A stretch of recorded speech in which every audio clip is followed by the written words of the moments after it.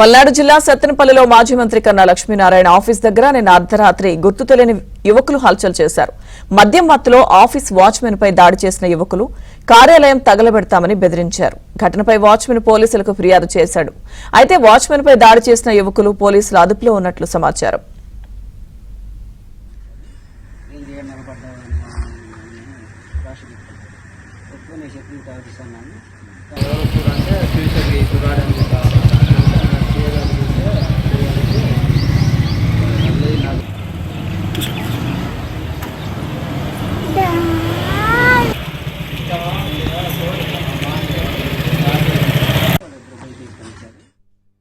కన్నగారి ఆఫీసులో సెక్యూరిటీ పని చేస్తున్నాను.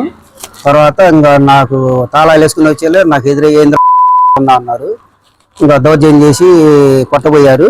మళ్ళీ ఆడకొచ్చి పెద్ద ఆఫీస్ కాడికి వచ్చాను. ఆడకొచ్చి తిరిగి వచ్చి మళ్ళీ వాళ్ళతో మాట్లాడతాను కానీ దబా కొట్టారు. కొట్టిన తర్వాత ఎవరికని చెప్పినా కూడా నిన్ను ఆఫీసుని తగలబెట్ట బయటికి తెలిసినా కూడా అన్ని ఇంకా వెళ్ళిపోయారు వాళ్ళు. ఇంకా పోలీసు వాళ్ళకి పోయి నేను కంప్లైంట్ ఇచ్చేసి వచ్చాను.